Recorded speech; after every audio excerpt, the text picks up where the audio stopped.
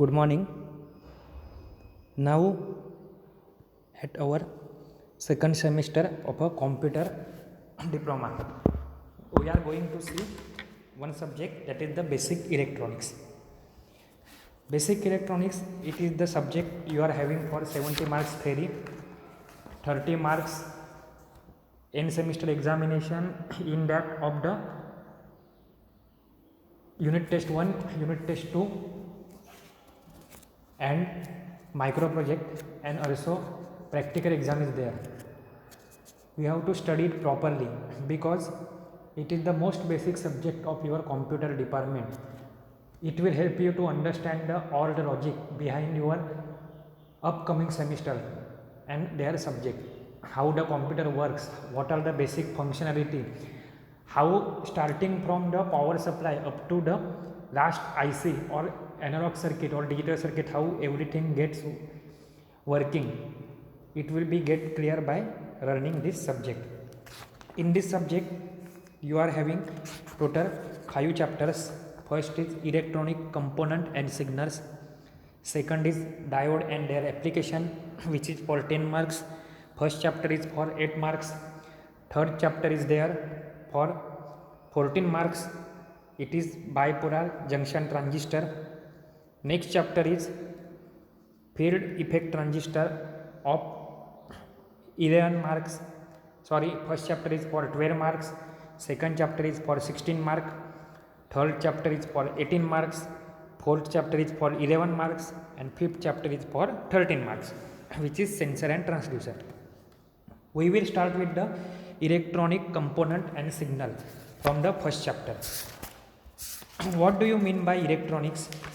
First of all, the definition tells that electronics is the branch of engineering which deals with, एक engineering की branch है जो deal करती है, मतलब रिलेटेड है किसके साथ, with a transfer and processing of information bye means of electromagnetic energy, जो ट्रांसफ़र और प्रोसेस करती है क्या, इंफॉर्मेशन, कौन से फॉर्मेट में, तो इलेक्ट्रोमैग्नेटिक एनर्जी. देखो आपको मैं बुक का इमेज दिखाता हूँ. बुक आपको ही परचेस करने हैं. बुक एज अ सपोर्ट में हम लोग इमेज भेज रहे हैं ताकि आपके समझने में इजी रहे. बुक की इमेज क्लियर है नहीं है ये हमारा कंसर्न नहीं है, समझे. तो बुक खरीद लो कहीं से भी, या फिर नेट पे भी आप लोग देख सकते हो. यहाँ पे वीडियो देख रहे हो, सबके पास ऑनलाइन के लिए नेट रहता ही है. एग्ज़ाम के टाइम पे सबके पास नेट रहता है, अभी भी सबके पास रहता है, सब ऑनलाइन रहते हैं. इसलिए एक्सक्यूज चाहिए नहीं कि हम लोग को ये नहीं समझा, इमेज में वो नहीं समझा. आपको बुक सपोर्टिंग में है, नहीं तो अगर आप कहोगे तो कोई इमेज में भेजूँगा नहीं, ठीक है. तो यहाँ से पहले सबसे पहले ये इमेज देख लो. है डेफिनेशन यहाँ पे. अभी फील्ड ऑफ एप्लीकेशन कहाँ कहाँ पे इसका एप्लीकेशन होता है, इसका मतलब किसका, इलेक्ट्रॉनिक्स का. तो कम्युनिकेशन में, entertainment, computer hardware, internet, satellite system, defence, military, robotics, इतने सारे हैं. 15 है, 15 में से 10 तो आप इजीली याद रख सकते हो. Communication, entertainment, industry, defence, computer hardware, modem, switch, satellite system. Now according to the classification there are 2 category of electronic component. वो कैटेगरी क्या है, डायग्राम में आपको नीचे दिखेगी. First is a passive component and second is a active component. Passive component और active component, these are the category. किसकी category है ये, इलेक्ट्रॉनिक कंपोनेंट की. तो पैसिव कैटेगरी के अंदर आते हैं आपका रजिस्टर, कैपेसिटर एंड इंडक्टर, ठीक है. मतलब इलेक्ट्रॉनिक कंपोनेंट, उसकी main category 2, active component and passive component. Active component के अंदर आता है electronics tubes, semiconductor and IC. Passive के अंदर आता है resistor, capacitor and inductor. Now consider passive component. Passive component क्या रहता है कि passive component are those who does not introduce any gain, मतलब ये जो कोई गेन प्रोवाइड नहीं करते, और does not have unidirectional function. आपको याद क्या रखना है कि पैसिव कंपोनेंट वो है जो कोई गेन प्रोवाइड नहीं करते या फिर उनका यूनिडायरेक्शनल फंक्शन नहीं है. यूनिडायरेक्शनल नहीं है मतलब क्या है, नेक्स्ट टाइम पे देखो, they are known as the bidirectional devices, ठीक है। They are not capable of amplifying और प्रोसेसिंग एन इलेक्ट्रिक सिग्नल, इनकी कोई कैपेबिलिटी नहीं होती, एबिलिटी नहीं होती to amplify the weak signal. ये हो गया पैसिव। जैसे बोलते हैं ना, पैसिव मतलब नॉर्मल पड़ा हुआ है, वो कोई एक्टिव रोल प्ले नहीं कर रहा है। इसके अपोजिट कंपोनेंट कौन से है, तो एक्टिव कंपोनेंट। तो एक्टिव कंपोनेंट क्या करता है, कोई भी गेन प्रोवाइड करता है या फिर यूनिडायरेक्शनल फंक्शन प्रोवाइड करता है। They are also use for, किसके लिए यूज में काम में आता है ये, तो एम्प्लीफिकेशन कर सकते हैं, क्योंकि ये एक्टिव है। ऊपर वाला कौन सा था, पैसिव था, तो उनकी कैपेबिलिटी ठीक है एम्प्लीफिकेशन की, आंसर इज नो। ये क्या है, एक्टिव, सॉरी ये क्या है, एक्टिव है, तो इनकी कैपेबिलिटी है क्या करने की, एम्प्लीफाई करने की, वीकर से किलर। उसके बाद है डिस्क्रीट कंपोनेंट। डिस्क्रीट कंपोनेंट मतलब क्या है, इंडिविजुअल फॉर्म, ये ग्रुप में नहीं है या फिर ये साथ में मिलके काम नहीं करते, एक इंडिविजुअल कंपोनेंट के जैसा ये काम करते हैं। जैसे कि एग्जांपल है resistor, capacitor, inductor, transformer, semiconductor, और these are the individual in a individual format, यानी वो इंडिविजुअल सिंगल कैटेगरी है, इसको आप लोग और क्लासीफाई नहीं कर सकते और उसको तोड़ नहीं सकते, इसलिए उसको क्या बोलते हैं, डिस्क्रीट, बराबर है। और डिस्क्रीट की कनेक्शन से, डिस्क्रीट के कॉम्बिनेशन से कोई तो आपका एक इलेक्ट्रॉनिक सर्किट बनता है। अभी टाइप्स ऑफ पैसिव कंपोनेंट, उसमें सबसे पहले है आपका रजिस्टर। तो रजिस्टर आप लोग ने बहुत टाइम सुना रहेगा, ठीक है। रजिस्टर क्या रहता है, the flow of electric charge through any material. Electric charge जो फ्लो होता है उसे क्या बोलते हैं, करंट बोलते हैं। करंट कहाँ से कहाँ पे जाता है, from one point to another point जाता है। But there is a some force और प्रॉपर्टी जो क्या करती है, अपोज करती है किसे, आपके करंट को, तो वो अपोज करने की प्रॉपर्टी को ही क्या बोला जाता है, resistance. So the opposition to the flow of a electric current through any material is called as a resistance. ये प्रॉपर्टी जो है उसे बोलते हैं रेजिस्टिविटी, मतलब कोई भी मीडियम के थ्रू अगर इलेक्ट्रिक करंट पास हो रहा है और उसे हम लोग अपोज कर रहे हैं, हम लोग मतलब मटेरियल के अंदर की कोई तो चीज़ है या फिर प्रॉपर्टी है जो उसको अपोज कर रही है, तो वो प्रॉपर्टी कौन सी होगी, रेजिस्टिविटी की होगी। रेजिस्टिविटी जिसके अंडर रहती है वो हो गया आपका रेजिस्टेंस, और रेजिस्टेंस जिसके अंडर होता है वो कंपोनेंट कौन सा हो गया, आपके रेजिस्टर। तो रेजिस्टर का यूनिट क्या है, ओहम, दिख रहा है, ओमेगा करके आपका सिंबल दिख रहा है यहाँ पे देखो। क्या है, रेजिस्टेंस का यूनिट क्या है, ohm. The smallest unit of a resistance is ohm. अगर बहुत बड़ा रेजिस्टेंस है तो उससे गिनना है, वो कैसे हम लोग गिनेंगे, तो किलो ओहम में। किलो ओहम मतलब 1 × 10⁻³ किलो मतलब ऐसे भी क्या कहते हैं, 1000, 10⁻⁻1 मतलब 10, 10⁻² मतलब 100, 10⁻³ मतलब 1 के ऊपर 30, that is the 1000। And mega ohm, mega ohm में क्या वैल्यू आएगी, 1 × 10⁻⁶ ओहम, बराबर है। मतलब किलो है तो 10⁻³ और मेगा है तो 10⁻⁶। अभी फैक्टर्स अफेक्टिंग द रेजिस्टेंस, कोई भी दो पॉइंट के अक्रॉस जो रेजिस्टेंस रहेगा उसके ऊपर कौन से फैक्टर इफेक्ट करते हैं, तो वो क्या क्या है, लेंथ, आपके जो करंट कैरिंग मटेरियल है उसकी लेंथ कितनी है, उसका क्रॉस सेक्शन कितना है, उसका टेम्परेचर कितना है। टेम्परेचर बढ़ गया तो इलेक्ट्रॉन की मूवमेंट बढ़ेगी या फिर कम हो सकती है, नॉर्मली बढ़ेगी, तो बढ़ेगी तो इलेक्ट्रॉन ज़्यादा फ्लो होगी तो करंट भी ज़्यादा फ्लो होगा। नेचर ऑफ अ मटेरियल, मतलब आपका जो मटेरियल है उसका नेचर क्या है, कि वो रेजिस्टिव है, प्योर रेजिस्टिव है, कि सेमी रेजिस्टेंस है, कि पूरा कंडक्टिंग मटेरियल है। कॉपर लिया तो उसका रेजिस्टेंस कम रहेगा, एस्बेस्टॉस लिया it will provide much more higher resistance, बराबर है। तो ये जो 4 फैक्टर है वो इफेक्ट किसके ऊपर करते हैं, आपके रेजिस्टेंस के ऊपर। अभी देखो राइट हैंड साइड पे एक डायग्राम है, वो क्या बोलती है, 2 टाइप के रेजिस्टेंस है, एक है फिक्स, एक one is the variable. Fix resistance मतलब जो वैल्यू पहले से प्रोवाइड की है मैन्युफैक्चरर ने या कंपनी ने, नियरली अबाउट उसी की वैल्यू वो प्रोवाइड करेगा।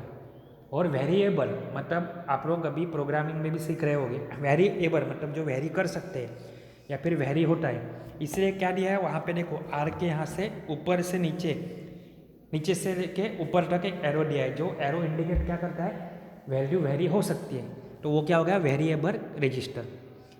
दो टाइप के रजिस्टर हो गए, first is the fix and second is the variable. अभी ये रजिस्टर के लिए मटेरियल कौन से यूज करते हैं, तो वो मटेरियल है tungsten, bronze, nichrome, eureka, manganin and constantan. ये सब कुछ है रिगार्डिंग द आपके रजिस्टर।